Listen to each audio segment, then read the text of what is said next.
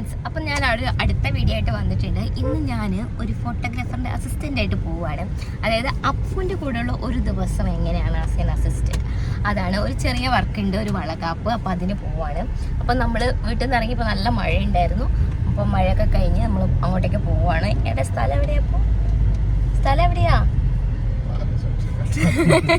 സ്ഥലം അപ്പു മറന്നുപോയി. അപ്പം ഗൂഗിൾ ചെയ്ത് കണ്ടുപിടിച്ചല്ലേ, അവർ ലൊക്കേഷൻ അയച്ചു വെച്ച് കണ്ടുപിടിച്ച്. പൂവാട്ടുപറമ്പ് അല്ലേ കഴിഞ്ഞിട്ട് ഒരു വളകാപ്പ് എടുക്കാനാണ് കേട്ടോ നമ്മൾ പോകുന്നത്. അപ്പോൾ ഒരു എത്ര മണിക്കാണ് പറഞ്ഞത്? 10:30. ഇപ്പം 9:45. ഓക്കെ, അപ്പോൾ അവിടെ എത്തിയിട്ട് വീടെത്തിയില്ല, കുറച്ച് മുന്നിലാണ് വീട്. നമ്മളെ സാധനങ്ങളൊക്കെ എടുത്ത് നമ്മൾ അങ്ങോട്ടേക്ക് നടക്കാൻ. വീട് ചെറിയ പരിപാടിയാണ്. സെറ്റായി.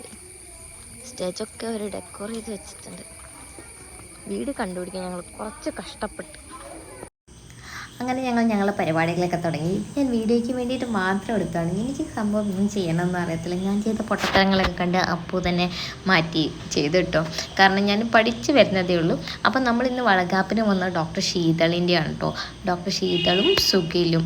അപ്പോൾ അവരുടെ മാരേജ് ഓൾറെഡി അപ്പു എടുത്തിട്ടുണ്ടായിരുന്നു. അപ്പോൾ വളകാപ്പ് എടുക്കാനും ഒരവസരം കിട്ടി. അപ്പോൾ പ്രോഗ്രാം തുടങ്ങാൻ നല്ല ലേറ്റ് ആയിട്ടുണ്ടായിരുന്നു. ഏകദേശം 1:30 ആയി.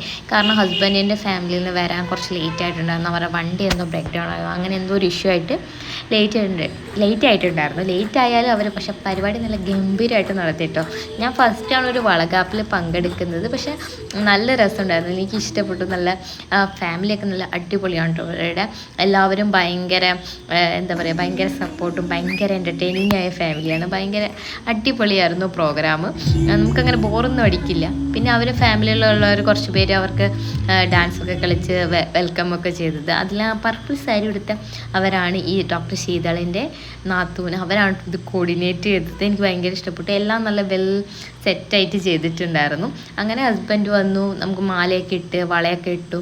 അങ്ങനെ ഫാമിലീസും എല്ലാവരും വന്ന് വളയിടുക, മധുരം കൊടുക്കുക, അങ്ങനത്തെ ചടങ്ങുകളൊക്കെ ആയിരുന്നു. പിന്നെ ഫൈനലി ഒരു കേക്കൊക്കെ കട്ട് ചെയ്തിട്ട് അടിപൊളിയായിട്ട് പരിപാടി കഴിഞ്ഞു.